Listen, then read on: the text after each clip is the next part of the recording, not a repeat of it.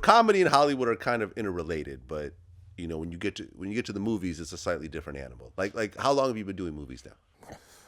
I don't want to say I've been doing movies. Like, I have a plethora of respectable, great movies. Like, my catalog is, all that. I mean, I've done some movies. Okay. The biggest and the most well-known, respected, successful movie I've ever done was Jerry Maguire, which was 20-some years ago. Right. I just did this small part in this Halle Berry, Daniel Craig movie called Kings. Right.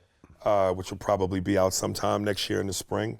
Okay. And then, I've done a lot of independent movies, most of which haven't really seen the light of day or had a run on cable, not necessarily a theatrical release. The Pest with John Leguizamo, like I said, Out of Sync with LL. I did La La Wood with Martin Short. And then some others that, So you've been floating around Hollywood for a while. Yeah. What do you think is, from your point of view, what's been happening in Hollywood right now with the sexual assaults and the rapes and the 20-year-old allegations and everything else like that? What is your take on it? The casting couch has always been around. This ain't nothing new. But the fact that this much light is finally being shed on it, it's about time. People abuse power. Right. I mean, even Terry Crews came forward with a man that I just don't understand how grabbed his dick. How a man can grab Terry Crews' dick and live. Terry Crews looks like the Thing from the Fantastic Four. that's baffling to me. He explained it. He said, if I had done something, it would be the big black guy. Well, see, what we alluded to. Beating up the little gay guy, the little white gay guy. Yeah, what I mean? What we alluded to. And how would that be viewed in Hollywood? Yeah, it's weird. Everything you do with a woman now, I think, should come with a permission slip. Well, I just interviewed Nick Cannon. He's got an app coming out called Consent. You have a new app that you're working on. You want to talk about it? Yeah, absolutely. I have the Consent app. It's an amazing concept from what we were talking about earlier. And it's funny, like, when you hear the Consent app, you think like it's to protect men. And you think, you got people like, man, you about to sell this to the NBA, the NFL, you about to make all kind of money. That's not why I created it. Now it's Consent, it's CNCNT. That's how you actually spell it. And it stands for consensual and contractual and tested. So it's actually the C, C, and the T is to make sure, it's actually to protect women. And that idea, because women are getting put in these very uncompromising situations. So imagine if you had an app with, whether it's some eye sensor recognition or something where you say, this is me and I am having consensual sex with this other person, and I understand their history. I understand that our level of intoxication, and therefore we can operate. So it's protecting yourself. The same way you put on a condom, I'm gonna push this button on my phone, you push the button on your phone, and it's consensual. And and it's so many things like your consent history. How many people have you consented with? And at what point did you do this? And it's like a Carfax for like your sexual life. So we've broken it down, and I have all my lawyers on it to where they've built the paperwork. So this stuff will stand up in court to protect women as well as to protect men, to protect anybody that's engaging in sex. Basically, both people can sit there. I can't take Nick Cannon seriously with that shit he's got on his head. What the fuck is that? It's a turban. Is it a turban? It's a turban. Much love to Nick Cannon. It's got African roots. That's the homie, man. I've been fucking with Nick forever. But yeah, he's got an app coming out where before y'all have sex, y'all could sign a little thing saying that I am here willfully. It's crazy. And because we had interviewed Russell Simmons right before his allegations. Right. And his name got taken off Def Comedy Jam. HBO has ended their relationship with him. His clothes were taken off. I'll say this, and make no mistake about it. It's a horrible, heinous thing for anybody to have their personal space violated or their humanity taken from them. And women have been dealing with it for so long that it's about time. It's overdue. That being said, I also think there's something to be said for due process. And let's not get so lost in the sauce that we are convicting those and making them guilty until proven innocent.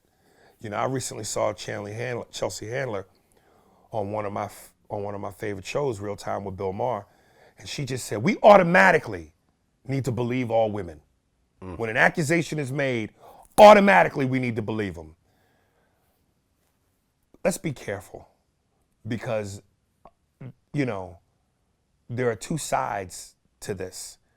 Or better yet, like the saying goes, a great saying, 3 sides to every story, yours, mine, and the truth. And there are often times, maybe not many, but there have been times when guys have been falsely accused. And once that stigma has been put on you, that stench doesn't go away. You know, Nelly was accused recently, and now charges drop, no allegations, no foundation for these allegations. But now that stigma is on him. Right. I've read stories where guys get out of serving 25-year prison sentences for being falsely accused. Do they get them 25 years back?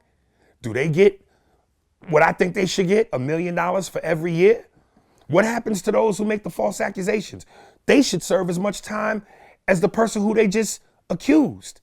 You know, it's a very slippery slope when we say automatic, because you're convicting somebody without due process. TJ Miller was just accused. Right, from Silicon Valley. From Silicon Valley, from Transformers, from Deadpool. Yeah. Now look, if he did it, motherfucker, you should be buried under the jail. But Comedy Central already giving him a show. Pull the show. Now, I don't know if the man has kids, but if this dude has kids and he has a life and he's got to pay his mortgage, he's got to feed his kids, pay for their education. Now a job, income has been taken from him without due process. What if she's lying? What if it's not true? Now he don't have, now that income is gone. That opportunity is gone. So I want to make it abundantly clear. And again, I hate to sound like a broken record and like I'm trying to save myself or make it about me, because I'm not. But there's such a misconception about who I am. And I'm an asshole and I'm this. I'm an honest motherfucker to a fault.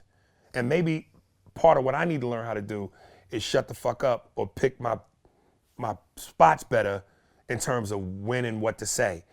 But, you know, my mother for years, growing up as a kid, father used to physically beat my mom. It would traumatize me. You talked about that. It would traumatize me. Yeah. So, and as a young boy, your natural instinct, I don't give a fuck how old you are. Be a little lad. Protect your mother. Yeah. So, anything violating a woman, I'm against.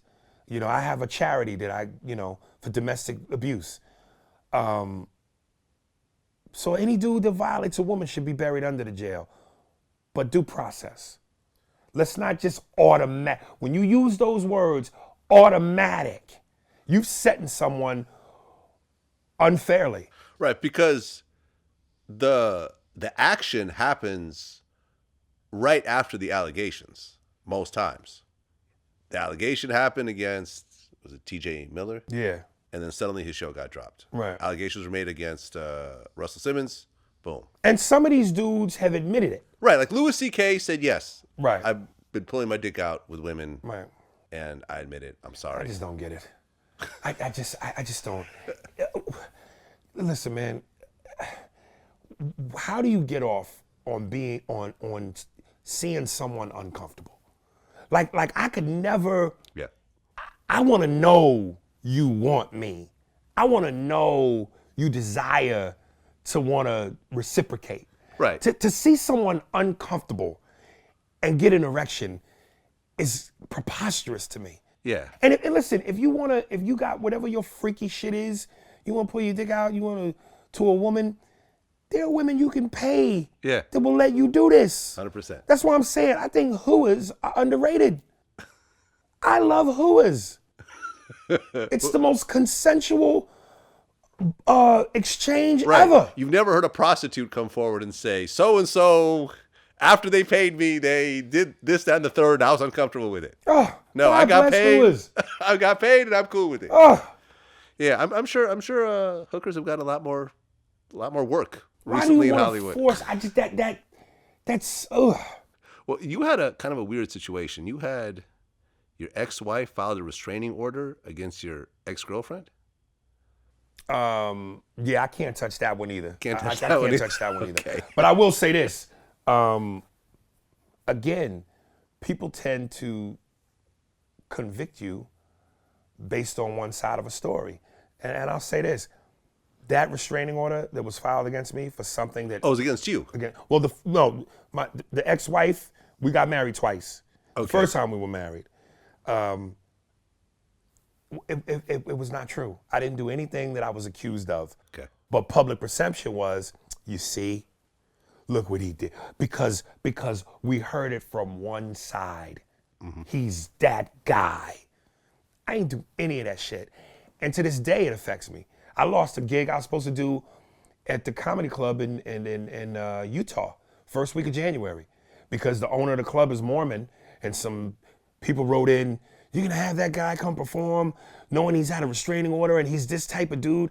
And look, it's fucking Utah, ain't no niggas there anyway, so I ain't missing out. You know, Utah's white people's Africa. I'll be all right. But the point is, Utah's white people's Africa. I lost an opportunity. Yeah. I lost an ability to put food on my kid's table Right. for some shit that wasn't even true. So I'm just saying, man, we understand that in terms of the big picture, women get the short end of the stick the majority of the times. But let's just be careful about saying things like automatic. Yeah. That word is dangerous. Automatic.